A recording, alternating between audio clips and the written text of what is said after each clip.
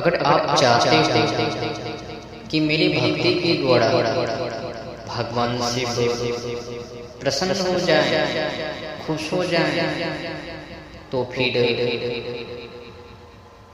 संकल्प के साथ जानवरों की हत्या, पंछियों की हत्या, गौ माता की हत्या, बैलों की हत्या, उनको रोको। बैलों को रक्षा करने के माध्यम से भगवान शिव आपकी भक्ति से प्रसन्न होने वाले हैं। इनके आगे कोई चारा ही नहीं है। इनके अलावा एक तरफ आपकी नौटंकी, दूसरी तरफ आप जो दिखावे को कर रहे हो, उनसे तो चलने वाले नहीं हैं। मंदिरों में जा के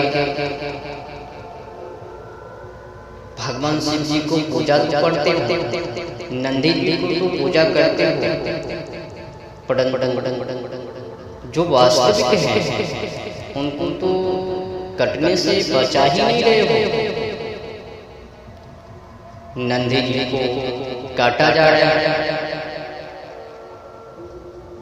शंकर जी के जो वाहन हैं उनको काटा जा रहा है, तो फिर आपकी भक्ति कैसे?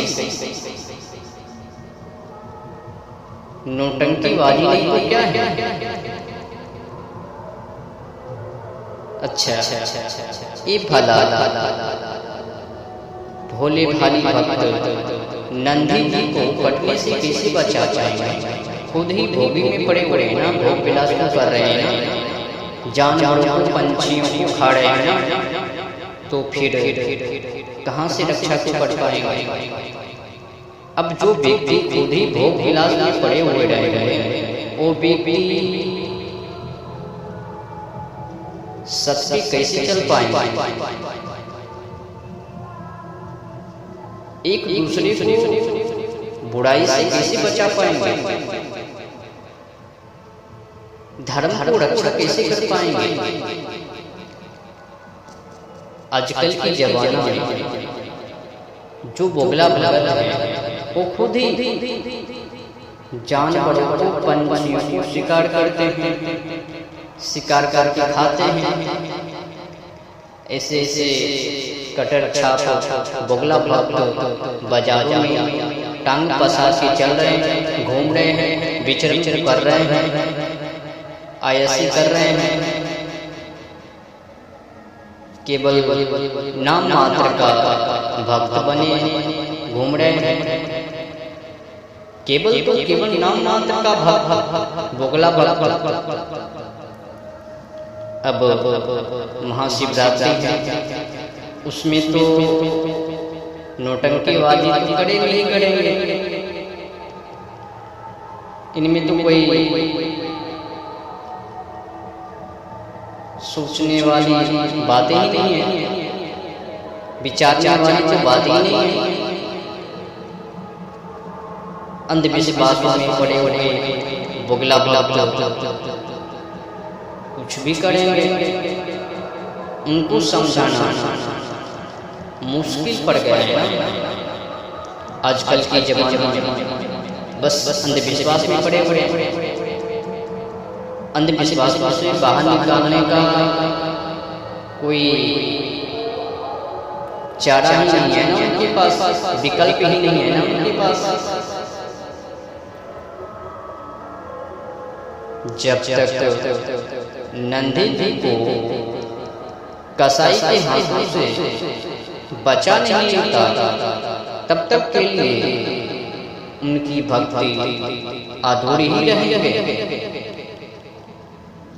अधूरी भक्ति मार्ग करता है, कभी भी नष्ट हो सकता है। अगर आप चाहते हो कि मैं अपनी भक्ति के द्वारा भगवान शिव जी को प्रसन्न कर दूं, खुश कर दूं, तो आपके पास बस एक ही मार्ग है, नंदी जी को कटने से बचाइए। भारतीय संस्कृति को अपनी चरित्रों में उतारिए। इनके माध्यम से ही भगवान शिव प्रसन्न होने वाले हैं, खुश होने वाले हैं। इनके अलावा कोई चारा नहीं, विकल्प नहीं है। बस एक ही विकल्प है, भारतीय संस्कृति को चरित्रों में उतारा जाए और जानवरों को, पंछियों को, गौ माता को, बैलों को कटने से बचाया जाए। वायु दूषित होने